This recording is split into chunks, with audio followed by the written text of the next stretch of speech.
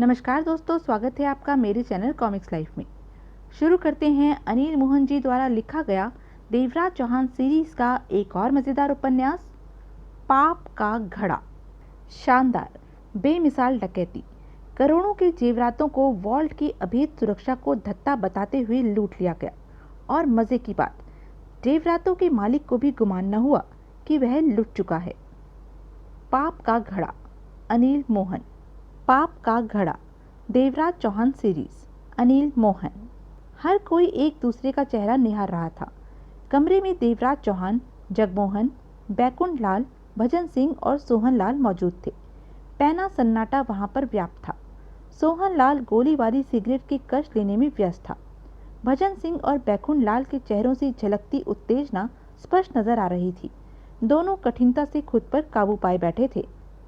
देवराज चौहान ने सब पर निगाह मारी, फिर बोला, अगर डकैती सफल हो गई तो आप सबको 1-1 करोड़ रुपया मिलेगा, जो कि अपने आप में बेहद मोटी रकम है।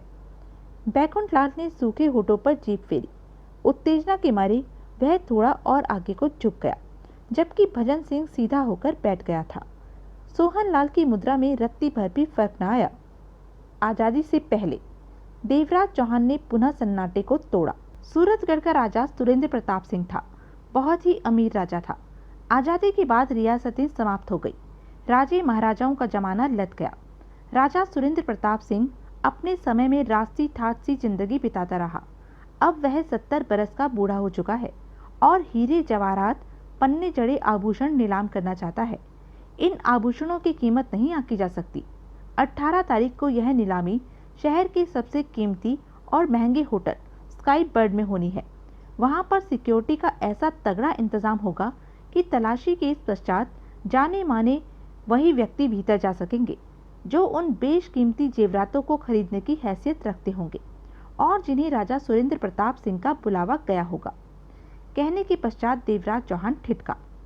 तभी भजन सिंह बोला, और यह डकैती हमें होटल में डालनी है? सारे जेवरात? नहीं, होटल में हमने कुछ नहीं करना है।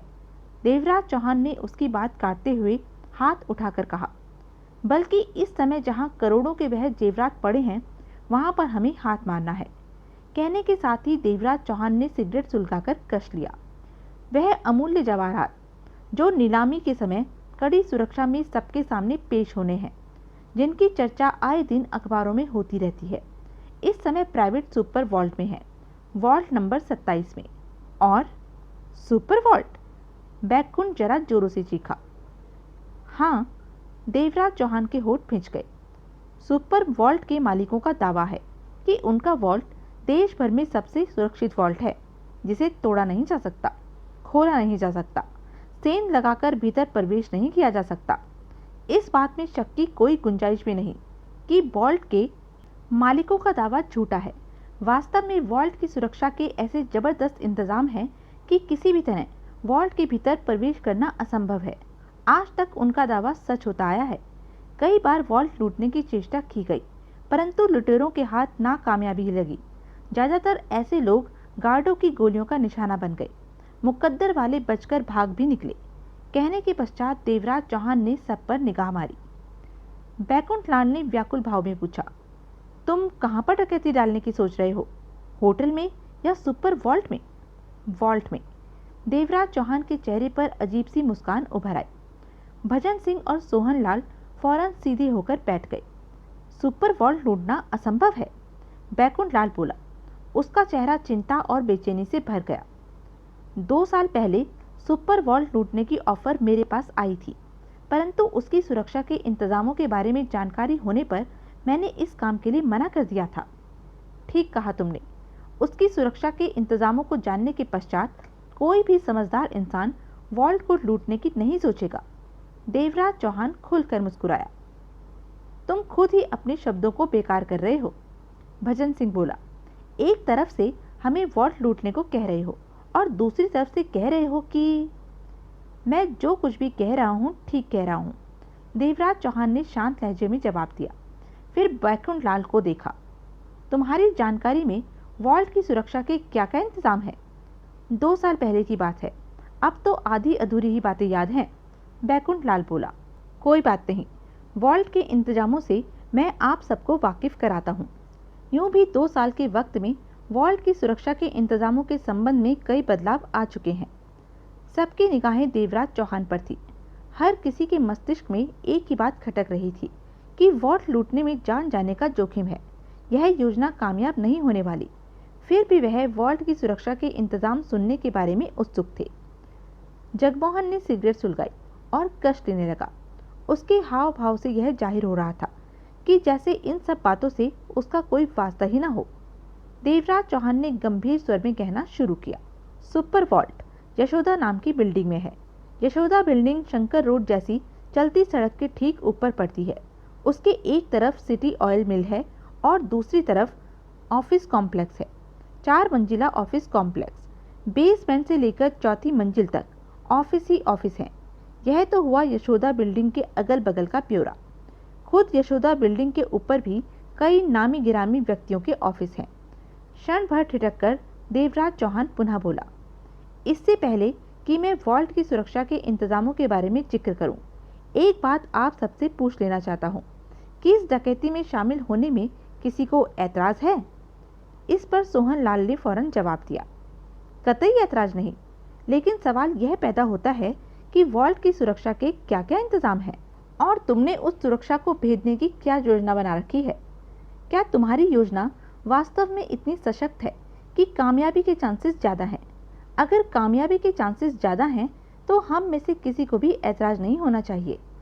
बैकुंठ लाल और भजन सिंह ने सोहन लाल की बात का समर्थन किया। देवराज चौहान ने सिर हिलाया और कश लेकर बोला, यशोदा बिल्डिंग के बाहरी गेट पर 2 गार्ड खड़े रहते हैं। पास में गनें होती हैं। वह दोनों गार्ड बिल्डिंग में आने जाने वालों का सरसरी निगाहों से मुआयना करते हैं, क्योंकि वॉल्ट के ऊपर बने ऑफिसों में लोग आम तौर पर आते ही रहते हैं। इस पर भी उन्हें किसी पर शक शुबा होता है तो उसे रोककर पूछताछ करने का उन्हें पूरा अधिकार है। अगर ज़रूरत समझे तो वह उसकी तलाशी भी ले लेते हैं। बाहरी गेट से भीतर प्रवेश करने पर अहाता पड़ता है, जिसके अगल बगल से लाल बजरी की कृत्रिम सड़कें जा रही हैं। आने वाले अपनी कारें बिल्डिंग के पिछली तरफ बने पार्किंग स्थल में खड़ी करते हैं। ऊपर के ऑफिस में जाने का रास्ता भी पिछली तरफ से है, वहाँ लिफ्ट लगी हुई है। क्षण भर ठिठक कर देवराज चौहान ने पुनः कहना शुरू किया, वॉल्ट ग्राउंड फ्लोर पर है। लाल बजरी की कृत्रिम सड़कें जो इमारत के अगल बगल से होकर पिछली तरफ जाती हैं, वही बीच में से मुड़कर ग्राउंड फ्लोर के मेन द्वार पर भी आती हैं, जहां बीच में ही दाएं बाएं दोनों तरफ गेट लगे हैं। उन गेटों पर भी 2-2 सिक्योरिटी गार्ड गनों सहित रहते हैं। वॉल्ट में जाने वाले से वहां पूछताछ होती रहती है। उसका वॉल्ट नंबर, कोड नंबर पूछा जाता है। पास ही कैबिन है, वहां मौजूद रजिस्टर से उसकी दी जानकारी को चेक किया जाता है। उसके बाद ही उसे ग्राउंड फ्लोर के सदर द्वार तक पहुंचने की इजाज़त मिलती है। सदर द्वार पर भी 2 गनमैन खड़े होते हैं। गेट वाले गार्डों का इशारा पाकर वह उसे भीतर जाने देते हैं। सदर द्वार स्टील का बुलेट प्रूफ मोटा दरवाजा है, जिसे कि सिर्फ रिमोट कंट्रोल द्वारा ही खोला जा सकता है।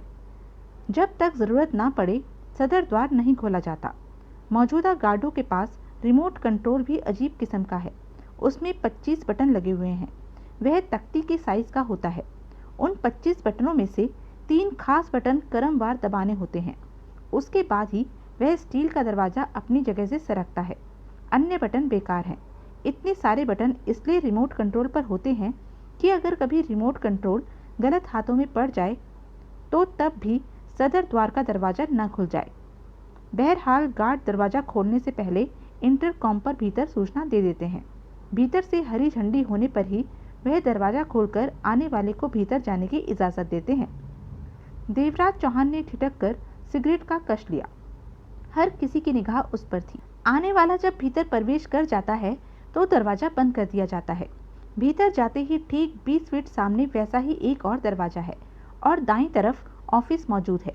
ऑफिस के बाहर स्टूल पर बैठा गार्ड आने वाले को ऑफिस में भेजता है और ऑफिस में वॉल्ट का मैनेजर संपत लाल आहूजा बैठा होता है। संपत लाल आहूजा हद दर्जे का काइया इंसान है। एक तरह से वॉल्ट की सुरक्षा की जिम्मेदारी उसी पर है। वह आने वाले से बात करता है। तसल्ली हो जाने पर रजिस्टर में एंट्री करके उससे साइन करवाता है। साइन मिलाता है। उसके बाद वह नन्हा सा रिमोट कंट्रोल लेकर उसके साथ बाहर आकर सामने नजर आ रहे दरवाजे को रिमोट कंट्रोल से खोलता है। दरवाज़ा खुलते ही ठीक सामने 10 फीट पर तीसरा और अंतिम दरवाजा है, जिसके करीब 2 गार्ड मौजूद रहते हैं। मोटे स्टील का बुलेट प्रूफ तीसरा दरवाज़ा? भजन सिंह के होठों से निकला। हाँ, वॉल्ट की सुरक्षा के ऐसे इंतजाम है कि जो वॉल्ट लूटने आएंगे वह कहीं न कहीं तो अटकेंगे। हर दरवाजे के पास गनों सहित गार्ड हैं। सब कुछ इस ढंग से बनाया हुआ है कि ऑक्सीजन की कमी कभी महसूस नहीं होती। तीसरा दरवाजा भी रिमोट कंट्रोल से ही खुलता है और उसके पार वॉल्ट है। देवराज चौहान ने सबको देखा और कश लिया। 30 फीट चौड़े और 100 फीट लंबे कमरे में करीब 150 लॉकर हैं। वहाँ पर खाली लॉकर मिलना कठिन है। लॉकर का किराया 5000 रुपया महीना है और लॉकर उसी को दिया जाता है जो लंबी चौड़ी दौलत का मालिक हो, अंधा पैसा हो। लॉकर लेने वाला वास्तव में करोड़पति है या भीतर से खोखला है। इस काम के लिए वॉल्ट मालिकों ने प्राइवेट जासूस को रखा हुआ है। उसका नाम रंजन गुप्ता है। 35 बरस की उम्र का है। सुनने में आया है कि काफ़ी काबिल इंसान है। वॉल्ट के हर मसले को हल करना उसकी ड्यूटी में शामिल है। खैर, वॉल्ट वाले हॉल में भी 2 सिक्योरिटी गार्ड हर वक्त सावधान रहते हैं। एक तरफ अंधे शीशों का केबिन बना है। केबिन से बाहर और बाहर से भीतर कुछ नहीं नजर आता। दीवारों के साथ तिजोरी नुमा लॉकरों की लाइन लगी है। आने वाले व्यक्ति का जो लॉकर नंबर होता है वह उसके सामने जाकर रुकता है।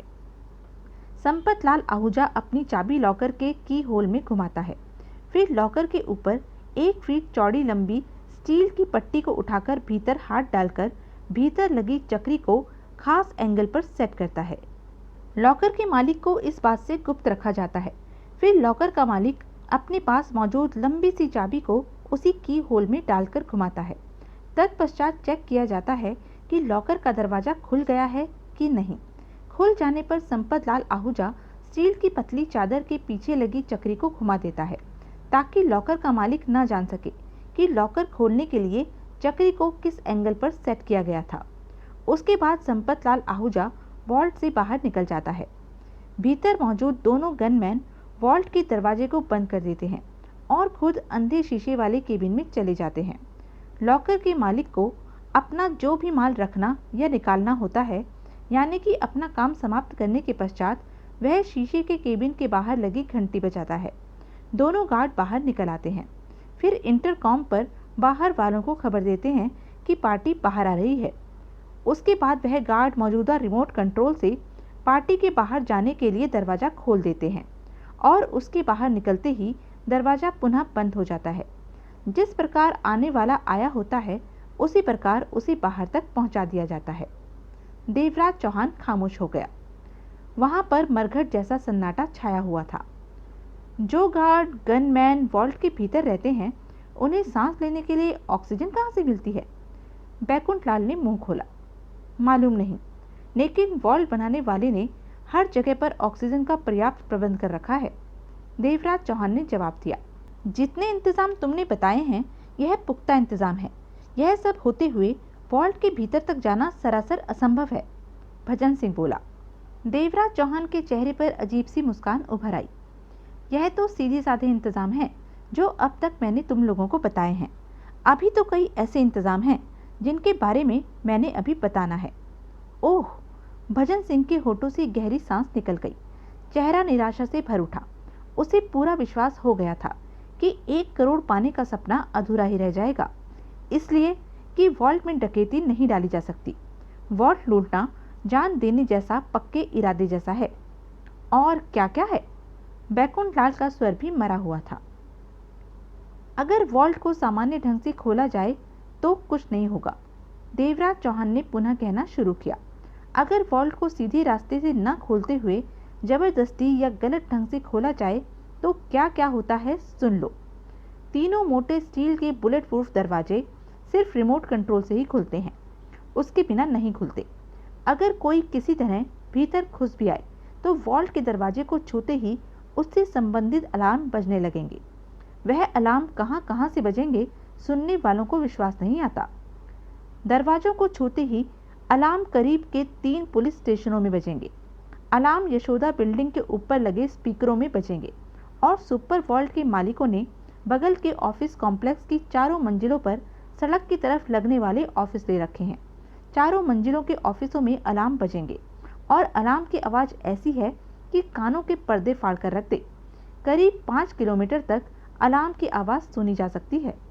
देवराज चौहान ठिठका, फिर पुनः कहने लगा, अलार्म बजने के 8वें मिनट के भीतर ही सबसे करीबी पुलिस स्टेशन में मौजूद पुलिस वाले यशोदा बिल्डिंग को घेर लेंगे।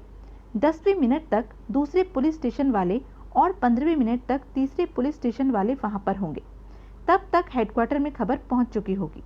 हेडक्वार्टर से सैकड़ों पुलिस वैनों की सहायता और हेडक्वार्टर से ही शहर भर में दौड़ती पेट्रोल कारों को फौरन से भी पेशतर यशोदा बिल्डिंग तक पहुंचने को कहा जाएगा। यानी कि आधे घंटे में वहां का माहौल ऐसा हो जाएगा कि जैसे शहर भर की सारी पुलिस यशोदा बिल्डिंग में आ घुसी हो। हे भगवान! भजन सिंह की आंखें फट गई। एक दरवाजे को सिर्फ हाथ लगाने पर ऐसी हालत हो जाएगी, जबकि उसका खुलना तो दूर, उसके पार 2 वैसे ही दरवाजे हैं जैसे कि तुम बता रहे हो कि बुलेट प्रूफ स्टील के मोटे मोटे दरवाजे हैं। उन्हें अगर किसी औजार से तोड़ने काटने की चेष्टा की जाए तो उस हालत में भी एक दरवाजे को पार करने में 5-7 घंटे लग जाने मामूली बात है। बिल्कुल ठीक कहा तुमने। पर्याप्त औजार होने पर भी एक दरवाजे में से गुजरने का रास्ता बनाने के लिए हमें 5-7 घंटे चाहिए। इस हालत में तो वॉल्ट लूटा ही नहीं जा सकता। बैकुंठ लाल बोला, आगे सुनो। भीतर जहां लॉकर है, 30 फीट लंबे चौड़े कमरे की दीवारों और फर्श पर भी वैसा ही स्टील है, यानी कि स्टील का फर्श, स्टील की दीवारें, जिन्हें गोली तो क्या, बारूद का गोला भी भेद नहीं सकता। वॉल्ट रूम की दीवारों पर चढ़ी स्टील की मोटी चादर को कोई भी वस्तु छू जाए तो वैसा ही अलार्म बजने लगेगा, या फर्श पर नंगे जिस्म का कोई भी हिस्सा टच कर जाए तो अलार्म बजने लगेगा। मान लिया जाए अगर कोई हवा बनकर वॉल्ट में प्रवेश कर भी जाए तो भीतर पड़े लॉकर उसी तरीके से खोले जाने चाहिए जैसा कि उन्हें खोला जाता है। अगर जरा भी उल्टा सीधा तरीका इस्तेमाल किया गया तो अलार्म बजने शुरू हो जाएंगे। भजन सिंह और बैकुंठ लाल ने व्याकुलता से पहलू बदला। सोहन लाल खामोशी से गोली वाली सिगरेट के कश ले रहा था। अब जरा गार्डों के बारे में बात करें। देवराज चौहान पुनः बोला, वॉल्ट सुबह 9 बजे से लेकर रात के 9 बजे तक खुलता है। गार्डों की 2 शिफ्टें होती हैं, 9 से 3 और 3 से 9 बजे तक, 6-6 घंटों की शिफ्टें। दूसरी शिफ्ट के गार्ड अपनी जगह लेते हैं तो पहली शिफ्ट के गार्ड अपनी जगह छोड़ते हैं। गार्डों की शिफ्ट के बदलने के वक्त वॉल्ट का जासूस रंजन गुप्ता वहां मौजूद होता है और अपनी देख रेख में यह काम करवाता है। वॉल्ट का हर गार्ड अंत तक जांचा परखा होता है। हर कोई ईमानदार और अपने फर्ज का पक्का होता है। वैसे भी कोई गार्ड चाहकर भी वॉल्ट में किसी भी तरह की गड़बड़ करने में कामयाब नहीं हो सकता। वॉल्ट के इंतज़ाम ही ऐसे हैं। फिर भी किसी गार्ड की नीयत पर शक होते ही उसे नौकरी से निकाल दिया जाता है। गार्डों को सख्त हिदायत है कि वॉल्ट के बारे में वह अपने घर वालों से भी बात न करें। रात को जब वॉल्ट बंद होता है तो वॉल्ट का जासूस रंजन गुप्ता और मैनेजर संपत लाल आहूजा यह काम अपनी देख रेख में करवाते हैं। वॉल्ट बंद होने के बाद भी बाहर गार्डों का उसी तरह पहरा रहता है। अलबत्ता भीतर मौजूद गार्ड बाहर आ जाते हैं। यशोदा बिल्डिंग की पिछली तरफ भी हर वक्त 4 गनमैन पहरे पर मौजूद रहते हैं। वॉल्ट की सुरक्षा के इंतजाम इतने तगड़े हैं कि वॉल्ट बंद होने के बाद गार्डों के पहरों की ज़रूरत ही नहीं रह जाती। इस पर भी गार्डों का पहरा 24 घंटे वहाँ रहता है। वॉल्ट की सुरक्षा के इतने खतरनाक इंतजाम हैं और तुम वॉल्ट लूटने को कह रहे हो? बैकुंठ लाल सूखे स्वर में बोला, मुझे तो तुम्हारे दिमाग में कोई नुक्स नजर आता है। मैं वॉल्ट लूटने की योजना में शामिल नहीं होना चाहता। भजन सिंह ने 2 टूक जवाब दिया। देवराज चौहान ने सोहन लाल को देखा। गोली वाली सिगरेट पी पीकर उसकी आंखें नशे से भरी पड़ी थी। लगता था जैसे अभी सो जाएगा। तुम कुछ नहीं कहोगे सोहन लाल? देवराज चौहान ने पूछा। अभी मेरे कुछ भी कहने का वक्त नहीं आया। सोहन लाल ने नशे युक्त आंखों से उसे देखा। दरअसल अब तक तुमने जो बताया वह वॉल्ट की सुरक्षा के इंतजामों के बारे में बताया है। इसमें कोई शक नहीं कि सुरक्षा के इंतजाम जानलेवा हैं, लेकिन अभी तक तुमने यह नहीं बताया कि तुमने किस दम पर वॉल्ट को लूटने की योजना बनाई है। तुम्हारा प्लान क्या है? इतना तो जाहिर है कि तुमने जो भी योजना बनाई होगी वह वॉल्ट की सुरक्षा के इंतजामों को मद्देनजर रखते हुए ही बनाई होगी। जब तक वॉल्ट लूटने की तुम्हारी योजना न सुन ली जाए तब तक इस बारे में कुछ भी कहना मैं ठीक नहीं समझता। देवराज चौहान की आंखों में सोहन लाल के लिए प्रशंसा के भाव उभरे। उसने बैकुंठ लाल और भजन सिंह को देखा। योजना जान लेने के पश्चात तुम दोनों इस काम से अलग नहीं हो सकते। फैसला तुम दोनों के हाथ में है। अलग होना चाहते हो तो अभी भी वक्त है। तुम्हारा प्लान जाने बिना हम कैसे फैसला कर सकते हैं कि मेरा प्लान 70% सफल होगा। 30% असफलता हमारे हाथ तभी लग सकती है अगर हमारा मुकद्दर बहुत ही ज़्यादा खराब हो, और मुकद्दर खराब होने पर भी हमारे पास इतना वक्त और रास्ता होगा कि हम सुरक्षित वहाँ से निकल सकें। यानी कि जान का खतरा महज 5% है। करोड़ हासिल करने के लिए तो 5% जान का खतरा बहुत ही कम है। देवराज चौहान की निगाहें दोनों पर टिकी थी। अगर तुम्हारी बात वास्तव में सच है तो हम इस काम में तुम्हारे साथ हैं। बैकुंठ लाल और भजन सिंह ने अपनी सहमति दे दी। वॉल्ट के बगल में जो ऑफिस कॉम्प्लेक्स है उसके ग्राउंड फ्लोर पर मैंने एक ऑफिस पिछले 1 साल से किराए पर लेकर बंद कर रखा है। वॉल्ट की दाईं तरफ की दीवार उस ऑफिस की दीवार से जुड़ती है। अगर हम ऑफिस की दीवार, फिर रास्ते में आने वाली यशोदा बिल्डिंग की दीवार और वॉल्ट की दीवार पर लगी स्टील की बुलेट प्रूफ चादर को काट सकें, उसमें से गुजरने का रास्ता बना सकें, तो हम सीधे उस जगह पर जा पहुंचेंगे जहां 150 लॉकरों में करोड़ों अरबों की संपत्ति भरी पड़ी है।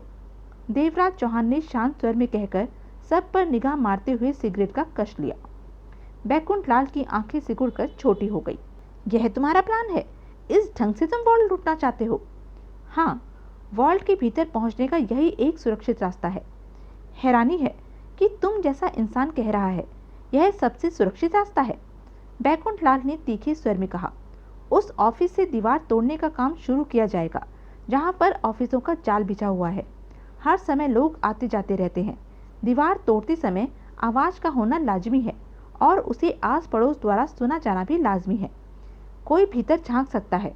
खैर, अगर तुम दीवार तोड़ने में सफल भी हो गए, दोनों दीवारों को रास्ते से हटा भी लिया, तो उस स्टील की चादर को भूल गए जो वॉल्ट के भीतर दीवारों पर लगी है। उससे कुछ भी टच होते ही नहीं अलार्म की घंटियां बजनी शुरू हो जाएंगी। देवराज चौहान ने सिर हिलाकर कहा। मजे की बात तो यह है बैकुंठ लाल कि चादर के पीछे की तरफ से कुछ भी उससे टच हो, अलार्म नहीं बजेगा। वॉल्ट के भीतर से दीवार पर बिछी स्टील की मोटी चादर से कुछ भी टच हो, उस स्थिति में अलार्म बजेगा। चलो मान लिया, चादर के पीछे से टच होने पर अलार्म नहीं बजेगा, बैकुंठ लाल ने फौरन कहा। दीवारें हटाने के पश्चात जब चादर सामने आती है तो उसे किसी प्रकार रास्ते से हटाओगे ही।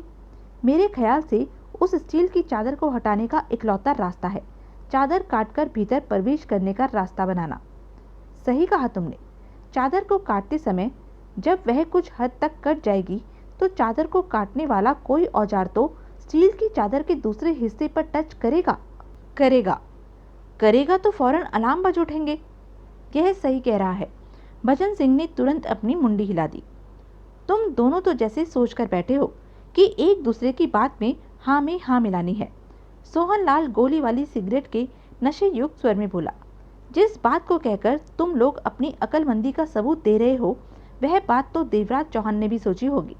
इससे यह पूछो कि अलार्म न बजे, इसका इसने क्या रास्ता निकाला है। देवराज चौहान की मुस्कुराती निगाह सोहन लाल पर जा टिकी। उसे समझने में जरा भी देर न लगी कि तिजोरी खोलने वाला वह नशेड़ी तेज खोपड़ी रखता है। बात को सुनता ही नहीं, समझता ही नहीं, तह तक भी पहुंचने की चेष्टा करता है। इसका भी कोई रास्ता है तुम्हारे पास कि अलार्म न बजे? बैकुंठ लाल ने उसे देखा। अलार्म नहीं बजेंगे? क्या मतलब? भजन सिंह के होठों से निकला। मतलब यह है कि जब हम अपना काम शुरू करेंगे, बीच की दीवारों को रास्ते से हटाकर स्टील की चादर को काटकर वॉल्ट में बेखौफ पहुंचेंगे। फर्श पर रबड़ सोल के जूतों के अलावा कोई और जूते भी क्यों न पहन रखे हों, तब भी अलार्म नहीं बजेंगे। ऐसा कैसे होगा? बैकुंठ लाल हैरान सा पूछ बैठा। ऐसा होगा कैसे होगा, यह जानने की तुम लोगों को कोई आवश्यकता नहीं। देवराज चौहान ने शांत स्वर में कहा। जब हम अपने काम में व्यस्त होंगे तब वॉल्ट का अलार्म सिस्टम बंद हो चुका होगा। हम निश्चिंत होकर सब कुछ निपटा सकते हैं। इसका मतलब वॉल्ट के किसी आदमी से तुमने टांका भिड़ा रखा है जो तुम्हारे कहने पर वॉल्ट के अलार्म को खराब कर देगा, भजन सिंह बोला। देवराज चौहान ने कड़ी निगाहों से उसे देखा। यह तुम्हारे मतलब की बात नहीं है। क्यों नहीं है? जब हम सब साथ मिलकर काम कर रहे हैं तो हमें उस आदमी के बारे में भी मालूम होना चाहिए कि वह कौन है और अलार्म सिस्टम कैसे खराब करेगा। वॉल्ट में प्रवेश करने का यह सबसे अहम पहलू है, अलार्म का न बजना। देवराज चौहान ने भजन सिंह की आंखों में झांका। वह जो भी है, उसका काम अलार्म को डिस्कनेक्ट करना है। हमारे काम से उसे कोई मतलब नहीं। अगर तुम लोग उसके बारे में जानना चाहते हो तो मुझे बताने में कोई ऐतराज नहीं, लेकिन देवराज चौहान के स्वर में सख्ती आ गई। वह भी पूछ रहा था कि मेरे साथ वॉल्ट में पहुंचने वाले लोग कौन होंगे। मैंने उसे नहीं बताया क्योंकि मेरे ख्याल से बीच में यह पर्दा पड़ा ही रहे तो ठीक होगा। वॉल्ट लूटने के बाद वह या तुम लोग पुलिस के हत्थे चढ़ जाते हो तो दूसरे के लिए एक का पुलिस के हत्थे चढ़ जाना नुकसानदेह साबित नहीं होगा, क्योंकि पुलिस के हाथों पड़ने वाला दूसरे के बारे में कुछ जानता ही नहीं तो बताएगा ही क्या। अगर तुम लोग उसके बारे में जानना ज़रूरी समझते हो तो उसे भी तुम लोगों के बारे में बता दिया जाएगा, और बदकिस्मती से कोई पुलिस के हाथ पड़ गया तो फिर कोई भी नहीं बचेगा। वक्त आने पर पुलिस बड़े बड़े 30 मारखाओं के मुंह खुलवा लेती है। ठीक कह रहे हो तुम, बैकुंठ लाल ने सिर हिलाया। यह पर्दा पड़ा रहना ही बेहतर होगा। इसमें ज़्यादा फायदा हम लोगों का ही है। अगर हम वॉल्ट लूटने में कामयाब हो गए तो हमारा पुलिस के हाथ पड़ना कठिन है, जबकि वॉल्ट के अलार्म को खराब करने वाले भीतरी कर्मचारी के पुलिस के हाथ पड़ने के पूरे पूरे चांस हैं। वह लोग अवश्य खोज निकालेंगे कि अलार्म न बजने का कारण क्या है और यह कारण किसने पैदा किया। भजन सिंह ने देवराज चौहान को देखा। वह तुम्हें तो जानता होगा। देवराज चौहान ने सहमति से सिर हिला दिया। इस हिसाब से पकड़े जाने पर कल को वह तुम्हारे लिए खतरा पैदा कर सकता है। मुनासिब रहेगा कि काम के बाद हम उसे रास्ते से हटा दें। देवराज चौहान की आंखों में क्रोध भर आया। यह धोखेबाजी होगी और धोखेबाज मुझे कभी पसंद नहीं आते। जैसे वह इस योजना में मेरे साथ है, इसी प्रकार तुम साथ हो। मैं दगाबाजी नहीं करता। देवराज चौहान का स्वर सुलग उठा था। वह मेरे लिए खतरा बनेगा तो मैं संभाल लूंगा। इस बारे में तुम लोगों को चिंता करने की आवश्यकता नहीं। आवश्यकता है, भजन सिंह अपने शब्दों पर जोर देकर बोला। वह फंसा तो तुम फंसे, तुम फंसे तो हम सब भी फंसे। निश्चिंत रहो, देवराज चौहान फंसा तो तुम लोग नहीं फंसोगे। देवराज चौहान की आवाज़ में दरिंदगी का पुट था। मेरी जुबान मेरी मर्जी से खुलती है, पुलिस वालों की मर्जी से नहीं। ऐसे वक्त में मैं अपने साथियों के नाम भूल जाता हूँ। फिर इस बारे में भजन सिंह ने कुछ नहीं कहा। तभी जगमोहन ने कड़वे स्वर में कहा, सोहनलाल को तो देखो, बेचारा बातें करते करते थक गया है। सबकी निगाहें सोहनलाल पर जा टिकी। गोली वाली सिगरेट पीते पीते नींद में जा डूबा था। नशे से भरी नींद में हाथ की उंगलियों में फंसी सिगरेट सुलगे जा रही थी। उसकी गर्दन छाती तक आकर झूल रही थी। भजन सिंह ने उसे जोर से हिलाकर उठाया। क्या हुआ? सोहनलाल हड़बड़ाकर सीधा होकर बैठता हुआ बोला। उसकी आंखें सुर्ख हो रही थी, चेहरा नशे में डूबा जा रहा था। नशे को बर्दाश्त नहीं कर सकते तो इतना लेते क्यों हो? भजन सिंह की आवाज़ तीखी थी। नशा? सोहनलाल ने उंगलियों में फंसी सिगरेट का कश लिया, फिर बुरा सा मुंह बनाकर बोला, मुझे नशा नहीं होता। मैं तुम लोगों की बातों से बोर होकर झपकी लेने में व्यस्त हो गया था। वॉल्ट के अलार्म को कौन बंद करेगा, कैसे करेगा, इस बात से तुम लोगों को क्या लेना देना? असल मुद्दा तो अलार्म बंद होने का है। वह हो गया बस। भजन सिंह बुरा सा मुंह बनाकर रह गया। दीवारों में से रास्ता कैसे बनाएंगे? स्टील की मोटी बुलेट प्रूफ चादर को काटना मजाक का काम नहीं है, बैकुंठ लाल ने एकाएक कहा। देवराज चौहान ने सिगरेट को ऐश ट्रे में डालकर कहा, मैंने विदेश से ऐसा ड्रिलर मंगवाया है जो बहुत ही महंगा और हर तरह के काम कर सकता है। जैसा काम करना हो उसी के हिसाब से उसका फेस लगाया जाएगा। वह लाइट से भी चलता है और चार्जर से भी। उसकी आवाज़ बिल्कुल भी नहीं होती, यानी कि इतनी कम है ऑफिस से बाहर न सुनाई दे सके। ड्रिलर के मेरे पास कई ऐसे फेस हैं जिनसे लोहे और स्टील की चादरों को इस प्रकार काटा जा सकता है जैसे कि छुरी मक्खन को काटती है। जापान की एक ही कंपनी ऐसे ड्रिलर तैयार करती है। इस प्रकार के ड्रिलरों को वही लोग खरीदते हैं जिन्हें फैक्ट्रियों और मिलों में कठोर धातुओं को काटना पड़ता है या शेप देनी होती है। इस ड्रिल की कीमत इतनी ज़्यादा है कि छोटा बिजनेसमैन इसे खरीदने की हिम्मत नहीं कर सकेगा। तुम्हारा मतलब कि उसी ड्रिल से दीवारों को भी हम रास्ते से हटा देंगे और वॉल्ट के बीच में आने वाली स्टील की मोटी बुलेट प्रूफ चादर भी कट जाएगी? हाँ, ड्रिलर तुम और भजन सिंह चलाओगे। कैसे चलाना है वह मैं बता दूंगा, देवराज चौहान ने शांत लहजे में कहा। वॉल्ट के मालिकों का कहना है कि उनका वॉल्ट सबसे सुरक्षित है, उसे कोई नहीं लूट सकता, जबकि हम बेहद आसानी से वॉल्ट को लूट लेंगे। इस बारे में तो किसी ने सोचा भी नहीं होगा। बैकुंठलाल सिर हिलाकर बोला, तुमने कहा था लॉकर को अगर गलत ढंग से खोला जाए तो अलार्म सिस्टम बंद होगा, तो वॉल्ट में होने वाली हर हलचल के संबंध में अलार्म सिस्टम बंद होगा। वॉल्ट के अलार्म सिस्टम को अन्य अलार्मों से अलग रखा गया है ताकि बाहर गड़बड़ हो जाने पर भी भीतर का अलार्म सिस्टम हर हाल में चालू रहे।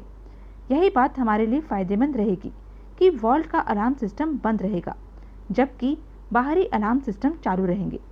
लाइट गुल हो जाने की स्थिति में ऑटोमेटिक जनरेटर तुरंत चालू हो जाते हैं। इसी कारण वॉल्ट का अलार्म सिस्टम कभी बंद नहीं रहता, हमेशा चालू रहता है। यह लॉकर खोल लेगा? भजन सिंह ने सोहनलाल की तरफ इशारा किया, जबकि वह आम लॉकरों की तरह नहीं होगा। ऐसा लॉकर मेरे लिए नई चीज़ नहीं है, एक बार पहले भी खोल चुका हूँ। थोड़ी बहुत दिक्कत आई, यह जुदा बात है।